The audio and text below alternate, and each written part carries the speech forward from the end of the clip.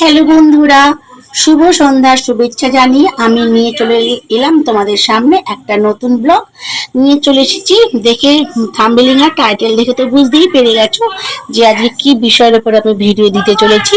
যদি ভিডিওটা কোথাও ভালো লেগে থাকে একটা লাইক কমেন্ট আর ছোট্ট করে মিষ্টি করে একটা হাতের ছোঁয়া দিও, আর সাবস্ক্রাইব আর শেয়ার তো অবশ্যই। তো দেখো, দেখে তো বুঝতেই পারছো এগুলো আলু। দেখো আলুটাকে দেখো আমি অলরেডি সেদ্ধ করে রেখে দিয়েছি। এ দেখো বুঝতে পারছো সেদ্ধ করে রেখেছি আলুটা। এখানে দেখো কেটে রেখেছি পনির করব, পনিরের জন্য আলু কেটে রেখেছি। আর এখানে দেখো পনিরটা,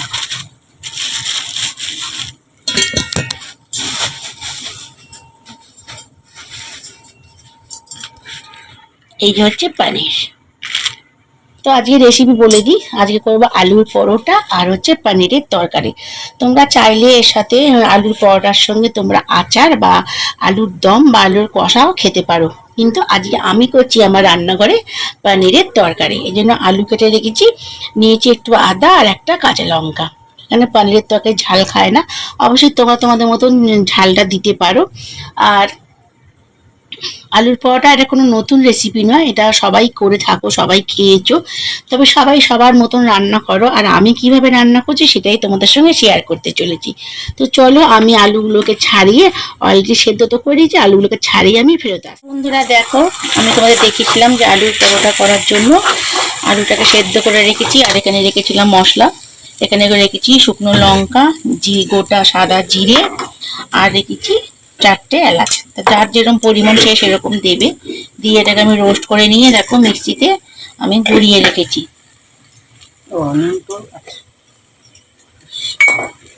আলুটাকে আমি গরম সর্ষের তেল বা তোমরা যে যেরকম তেল খাও সেই তেলের উপরে এটাকে করে নেবে, ফ্রাই করে নেবে। আলুটা আমি এখনো কিছু দিইনি, দেখো এরকম ভাবে আলুটাকে ফার্স্ট টাইম ফ্রাই করবে।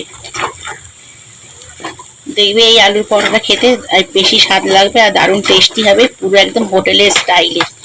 চলো এবারে একা একা এতে খুলে যেটা টাইট করতে।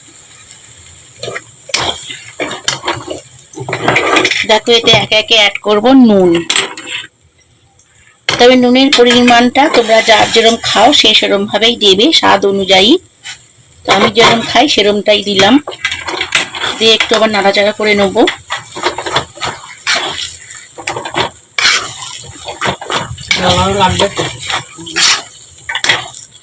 দেখো এবারে এতে অ্যাড করবো যে ভাজা মশলাটা রেখেছিলাম, এইটা। এই ভাজা মশলাতে আলুর পরোটা তোমরা খেয়ে দেখো। তো তোমরা যে যেরকম খাও আর আমি যেরকম খাই সেরকমই তোমাদের সঙ্গে শেয়ার করছি। তো এইটা একদিন ট্রাই করে দেখো কতটা সুস্বাদু খেতে হয়।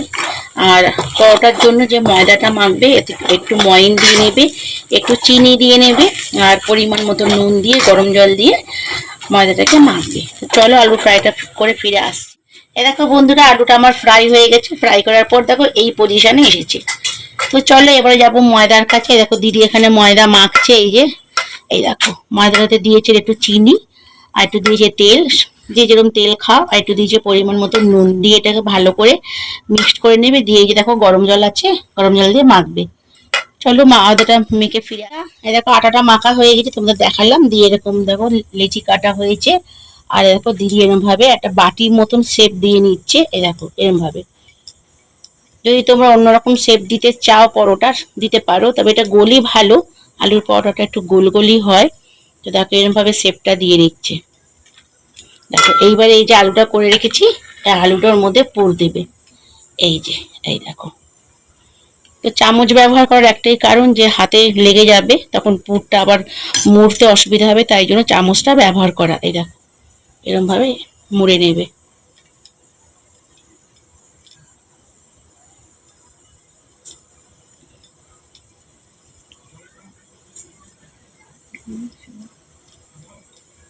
দেখো এরকম ভাবে হয়ে গেল আলুর পরোটা লেচি পাকানো হয়ে গেল। কি বানাচ্ছিস রে? আলুর পরোটা। তোমরা কে কে খাবে বন্ধুরা? সবাই এসো, অনেক বানিয়েছি, খুব টেস্টি টেস্টি হয় খেতে। আর সঙ্গে কি কি লাগে, ভালো লাগে খেতে? এটা দিয়ে আচার খাওয়া যাবে, ঝাল ঝাল তরকারি, আলুর দম। আলু তো বানিয়েছি, আলুর দম ভালো লাগবে না। মাংস, আর এর সঙ্গে তোমার একটা বেস্ট হচ্ছে বাদামের চাটনি, বেশি ভালো চাটনিটাই লাগে। বেশি ভালো। বাদামের চাটনি খাবে এর সঙ্গে, তোমরা চীনা বাদামকে একটু গোলমরিচ আর একটা কাঁচা লঙ্কা দিয়ে মিক্সিতে পেস্ট করে নেবে, আর স্বাদ অনুযায়ী একটু নুন আর একটু মিষ্টি দিয়ে মাখবে, দেখবে এর সঙ্গে দারুণ টেস্টি লাগবে। তো চলো এগুলো সব করে ফেরত। এই দেখো এরকম ভাবে বেলছে আলুর পরোটাটা, এই দেখো। না বেশি বড় করিস না, দেখো এরকম হয়েছে, দেখো একটু কিন্তু ফাটেনি, খুব সুন্দর হয়েছে। তো চলো একটা একটা করে এরকম বেলে ফিরে আসছি। পরোটাগুলো বেলা হয়ে গিয়েছে, এই দেখো। আর আমি এখানে অলরেডি তাওয়া বসিয়ে দিয়েছি, এখানে নিয়ে নিয়েছি সানফ্লাওয়ার সাদা তেল। তো তেলটা তোমরা যে যেটা খাও, কিন্তু সর্ষের তেলে ভেজো না, সর্ষের তেলে টেস্টি হবে না, এটা সাদা তেলেই ভালো লাগবে। তো আমি সানফ্লাওয়ার নিয়ে নিয়েছি এখানে দেখো, আর তাওয়া বসিয়ে দিয়েছি। আগে একটা দিয়ে দেবো পরোটা, দেখো একটা দিয়ে দিয়েছি।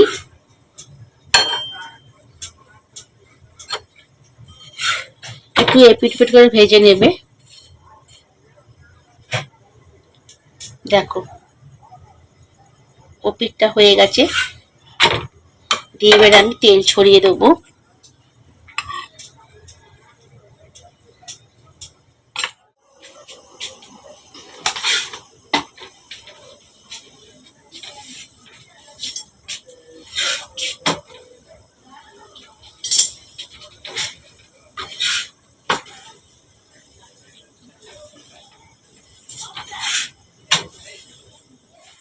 দেখো বন্ধুরা, আমার আলুর পরোটা, আর দেখো পনিরের তরকারি, আর দেখো এখানে রয়েছে মিষ্টি। তো জামাইবাবুর জন্য নিয়ে যাচ্ছি। তো চলো রিভিউ দিই কিরকম হয়েছে।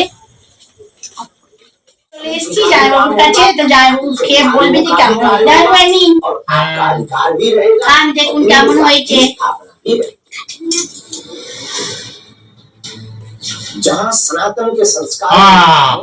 খুব ভালো হয়েছে বন্ধুরা, এই খাবার তোমরাও খাই নেবে।